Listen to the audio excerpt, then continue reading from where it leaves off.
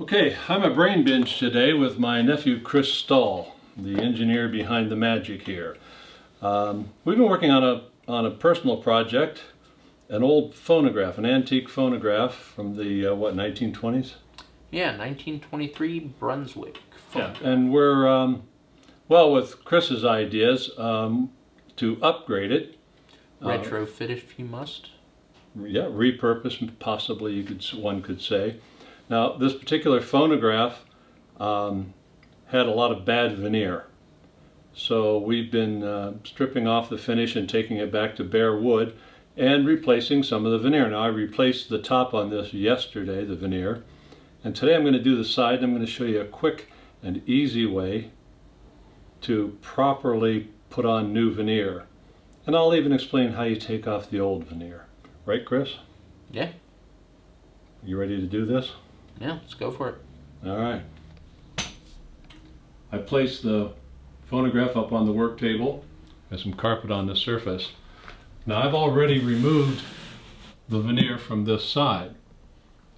And the way you remove veneer is pretty similar to the way you put veneer on. Use heat, either an iron or a hot gun. So now we're ready to start the veneer on this. This veneer we have came from Home Depot. Quite reasonably priced. How much was it, Chris? $33 for 24 by 96 inches. So that'll cover a lot of surface. Now this veneer is already fitted to this piece. And the way that was done was, the piece was cut here in the big laser machine at Brain Binge. And Chris, he's got a smaller one he does other things in. But if you don't happen to have one of these big laser cutters lying around or have access to one, then you can do it with scissors or a razor knife. So here's everything we need to do to apply the veneer to the surface. The piece of veneer, as you can see, it's considered a paperback wood veneer. It's quite thin and flexible. We're going to glue that down to this surface using this glue, this brush, this roller, and finally this iron. So let's get started. I'm going to turn this iron on so it's ready to go to work pretty quick here. It won't take long. This side's been sanded and prepped and it's completely ready.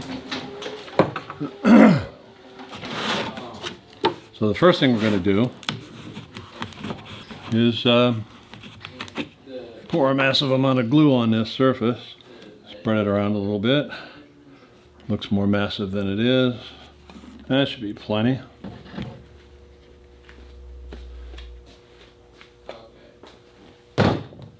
Regular ordinary wood glue works. The stronger the wood glue, the stronger the veneer. So now we're going to take this brush, which I've slightly dampened, and didn't mean to get glue all over my hands. I've already slightly dampened this brush so that we can get into all the edges. I don't want to get glue up on these surfaces that are going to be stained.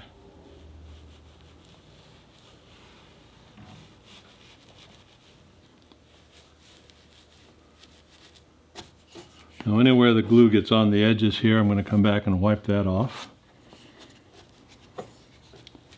Staining will go better.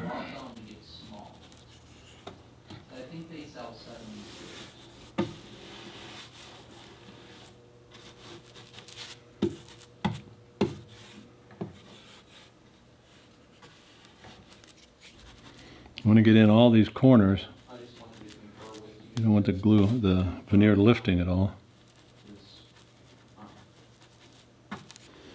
Now I know there's people out there that use contact cement on this. Contact cement is great for doing laminated countertops. It isn't really meant, you can use it for wood, but this is the way that veneers have been getting put on for hundreds of years.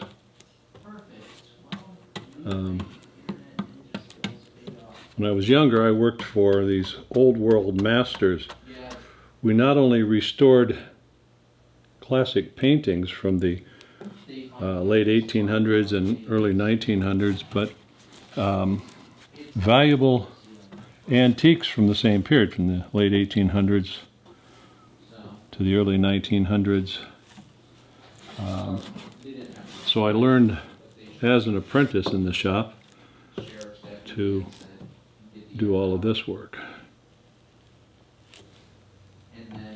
As some of you may know, I was working as an artist before I got into acting. I went to the University of Akron to learn how to do scenic art. I wanted to paint scenery. And it was during that time that they put me on stage, and they were short of some actors for their play, and that was the play Billy Budd. And the rest is history. I did okay as an actor. Head of the department thought I should leave the university and go make a living as an actor somewhere. It was cold in New York City, so I went to Los Angeles. Now, I've got that spread with the brush. So, what we'll do next, I'm going to grab this little roller because that's kind of lumpy and we don't like the lumpy stuff. So I'll set this brush aside to be cleaned.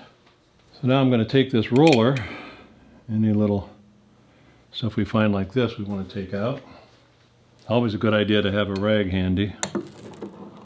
Now I'm just going to roll this out.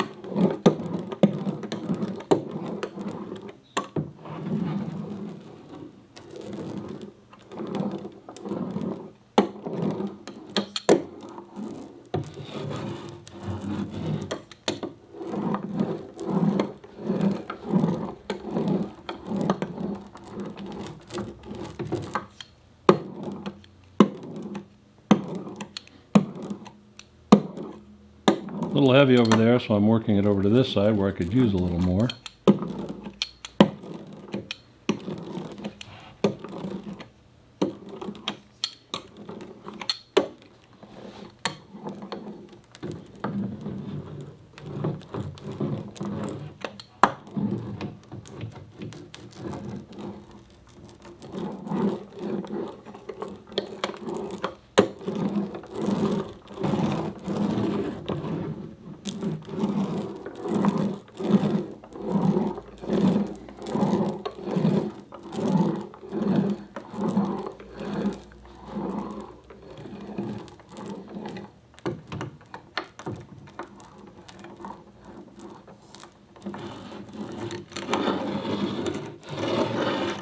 Okay, is to have it nice and level.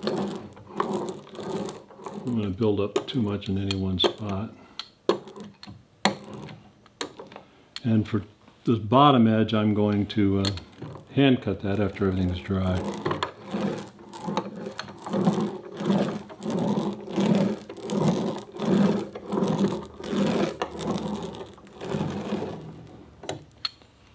Okay. Now you can let this glue dry, and you can glue the back of the veneer, which some people do. But the other thing you can do, which is quite easy, and just want to be careful not to get glue on the surface of the veneer.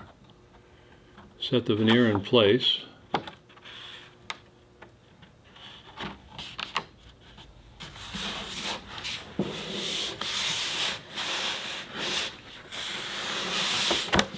I like to work it from one edge. I know I've got it cut to size and to shape, possibly a little large. We've got that trim edge here I'm going to have to cut out. Move that over while it's... Now this is something you can't do with contact cement. Contact cement, once it touches, that's it. It's down. So, squeeze this in low, kind of center it.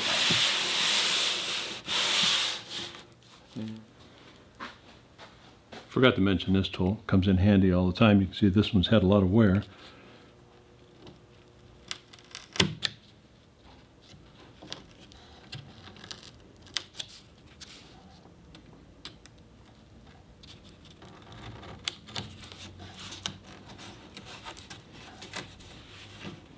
There we go. And now this iron is set at a medium temperature. And it's going to dry down our glow.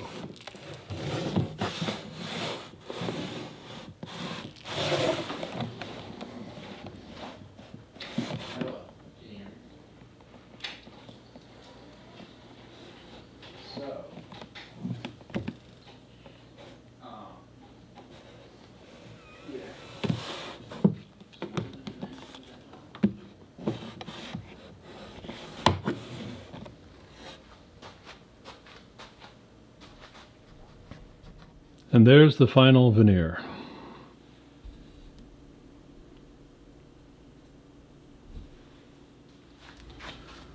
I used this little knife to come under here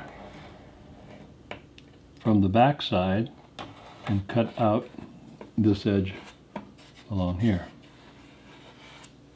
with this knife.